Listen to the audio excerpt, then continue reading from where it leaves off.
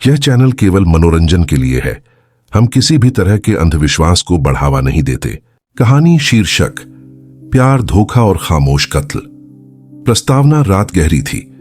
शहर की सड़कों पर सन्नाटा पसरा था। कहीं कहीं कुत्तों के भौंकने की आवाज आ रही थी और उसी सन्नाटे में एक पुरानी इमारत की छत पर खड़ी अनामिका अपने भीतर उठ रहे तूफान से जूझ रही थी। दिल में जलन, आंखों में आंसू और दिमाग में बस एक ही ख्याल, क्यों उसने मुझे धोखा दिया। कहते हैं प्यार इंसान को जीना सिखाता है, लेकिन कभी कभी यही प्यार इंसान से उसकी इंसानियत छीन लेता है। और जब प्यार के रास्ते पर धोखे की धूल जम जाती है तो रिश्ते खून से रंग जाते हैं। यह कहानी सिर्फ 3 लोगों की नहीं है। यह कहानी है उस अंधेरे की जिसमें इंसान अपने प्यार को पाने के लिए किसी भी हद तक चला जाता है। कहानी की शुरुआत अनामिका और रिया दोनों एक ही कॉलेज में पढ़ती थीं। दोनों के बीच शुरुआत में अजनबीपन था, लेकिन वक्त ने उन्हें दोस्त बना दिया। अनामिका सीधी सादी लड़की थी। उसके चेहरे पर मासूमियत और आंखों में सपने थे। उसका परिवार मध्यम वर्गीय था, पिता सरकारी नौकरी में और मां एक गृहिणी। वह पढ़ाई में अच्छी थी और जिंदगी से बड़ी उम्मीदें रखती थी। रिया बिल्कुल उलट थी।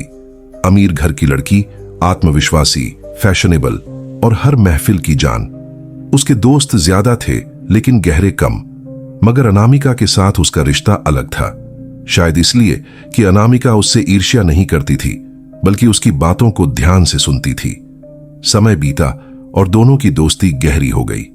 लाइब्रेरी में बैठकर घंटों पढ़ाई करना, कैंटीन में चाय की चुस्कियों के साथ गपशप करना और क्लास के बाद सड़क किनारे गोलगप्पे खाना, ये सब उनकी आदतें बन गईं। लेकिन तकदीर ने उनके बीच एक ऐसा मोड़ रखा था जिससे उनकी जिंदगी हमेशा के लिए बदल जानी थी। लड़के का आगमन, उसका नाम था आदित्य। वह नया नया कॉलेज में आया था। लंबा कद, गेहुआ रंग, गहरी आंखें और सधी हुई आवाज। उसकी मौजूदगी ही कुछ ऐसी थी कि लोग उसकी तरफ खींचे चले जाते। अनामिका ने पहली बार उसे लाइब्रेरी में देखा। वह एक मोटी किताब में डूबा हुआ था। अनामिका को पता ही नहीं चला कि वह कब तक उसे देखती रही। उस पल दिल में एक अजीब सा कंपन हुआ। रिया ने आदित्य को पहली बार स्पोर्ट्स ग्राउंड में नोटिस किया। वह फुटबॉल खेलते हुए बाकी सबसे अलग नजर आ रहा था। उसकी तेज दौड़, खेल पर पकड़ और जीतने का जज्बा, सब कुछ रिया को आकर्षित कर रहा था। धीरे धीरे आदित्य क्लास का हिस्सा बन गया। उसकी हाजिरी से क्लास का माहौल बदल जाता। लड़के उसकी दोस्ती चाहते थे और लड़कियां उसका ध्यान। अनामिका और रिया दोनों ही उसके करीब आना चाहती थीं, लेकिन दोनों को एक दूसरे की चाहत का अंदाजा नहीं था। मुलाकातें अनामिका और आदित्य की पहली बातचीत लाइब्रेरी में हुई। आदित्य को एक किताब चाहिए थी जो अनामिका के पास थी। उसने मुस्कुराकर कहा, माफ कीजिए, क्या मैं ये किताब थोड़ी देर के लिए ले सकता हूं? अनामिका हड़बड़ा गई। वह बोली, जी, लेकिन मैं भी पढ़ रही थी। आदित्य ने मुस्कान के साथ कहा, तो चलिए हम दोनों साथ पढ़ लेते हैं। उस दिन से अनामिका के दिल में आदित्य की जगह पक्की हो गई। दूसरी तरफ रिया से उसकी मुलाकात एक प्रोजेक्ट के बहाने हुई। दोनों को एक साथ प्रेजेंटेशन तैयार करना था। रिया की तेज तर्रार बातें और आदित्य की समझदारी, दोनों की जुगलबंदी अच्छी रही। रिया को लगा कि आदित्य उसके लिए ही बना है। धीरे धीरे दोनों लड़कियां अपने अपने तरीके से आदित्य के करीब आने लगी। अनामिका उसके साथ किताबों की दुनिया बांटती और रिया उसके साथ सपनों की दुनिया सजाती। प्यार का इकरार एक शाम, जब कॉलेज के गार्डन में हल्की बारिश हो रही थी, आदित्य ने अनामिका से कहा, अनामिका, तुम बहुत अलग हो बाकी सबसे। तुम्हारी सादगी मुझे खींचती है। मैं तुम्हें पसंद करता हूं। अनामिका के लिए यह सपना सच होने जैसा था। उसकी आंखों में खुशी के आंसू थे। उसने हाँ तो नहीं कहा, लेकिन उसकी मुस्कान ने सब कुछ बयां कर दिया। दूसरी तरफ रिया भी यह मान चुकी थी कि आदित्य उसे पसंद करता है। उसने सोचा कि आदित्य की चुप्पी उसके लिए इज्जत है। वह यह यकीन कर चुकी थी कि आदित्य जल्द ही उससे अपने दिल की बात कहेगा। यहां से कहानी ने मोड़ लिया। गलतफहमी और आगाज। रिया ने एक दिन अनामिका से कहा, जानती हो, आदित्य मुझे बहुत पसंद करता है। वो मेरे बिना रह नहीं सकता।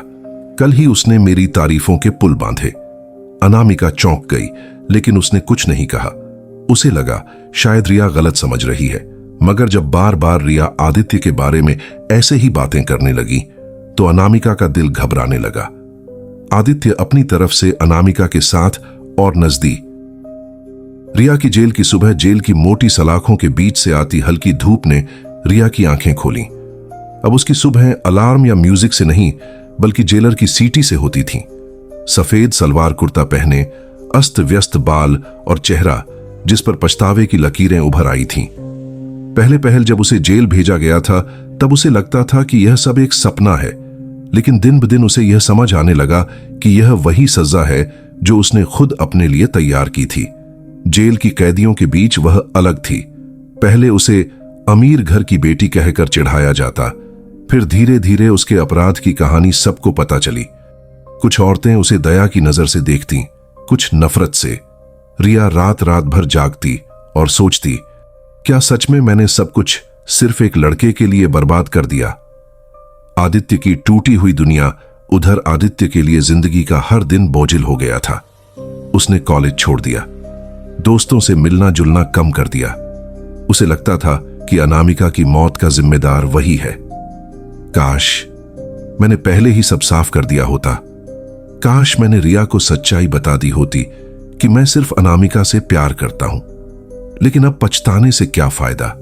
वह अक्सर अनामिका के घर के बाहर खड़ा रहता, बिना किसी से मिले, बिना कुछ कहे। कभी कभी उसकी मां उसे देख लेती और आंखों में नफरत भर लेती। उनके लिए आदित्य ही उस त्रासदी की जड़ था। अनामिका का परिवार, अनामिका का घर अब खामोशी से भरा हुआ था। मां की आंखों से आंसू सूख चुके थे, लेकिन चेहरा अब भी दुख से भरा था। पिता, जो सरकारी अफसर थे, अब किसी काम में मन नहीं लगाते। उन्होंने कोर्ट में जाकर कई बार कहा था, हमारी बेटी निर्दोष थी, उसकी जिंदगी क्यों छीनी गई? लेकिन कानून सिर्फ गुनहगार को सजा दे सकता है, मृतकों को वापस नहीं ला सकता। जेल की रातें रिया अक्सर अपनी कोठरी में अकेली बैठी रहती। दीवारों पर लिखी गई पुरानी कैदियों की इबारतें पढ़ती। कुछ जगह लिखा था, प्यार ने हमें बर्बाद किया। वह उन शब्दों को देखती और सोचती, तो मैं अकेली नहीं हूं जिसने यह गलती की।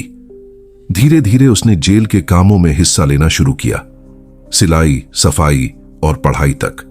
लेकिन जब भी वह आईने में खुद को देखती, उसे लगता जैसे अनामिका की आंखें उसे घूर रही हों। एक नया मोड़ करीब 1 साल बाद केस से जुड़ी एक नई जानकारी सामने आई। पुलिस ने उन गुंडों में से एक को फिर से पकड़ा जो पहले फरार हो गया था। उसने कबूल किया कि रिया ने सिर्फ धमकाने के लिए कहा था, मारने के लिए नहीं। असली वारदात के वक्त हालात बिगड़ गए और गुंडों ने पैसों के लालच में काम को खून में बदल दिया। यह खबर जब अदालत पहुंची तो रिया का केस फिर से खुला। आदित्य की गवाही नए मुकदमे में आदित्य को गवाही के लिए बुलाया गया। वह थका हुआ, कमजोर और उदास कोर्टरूम में दाखिल हुआ। उसने कहा, मैंने हमेशा रिया को अपनी दोस्त समझा। मेरा दिल सिर्फ अनामिका के लिए धड़कता था। अगर मैंने पहले ही सच्चाई साफ कर दी होती तो शायद यह हादसा टल जाता। उसकी आंखों से आंसू गिर पड़े। पूरा कोर्टरूम खामोश था। रिया का पछतावा।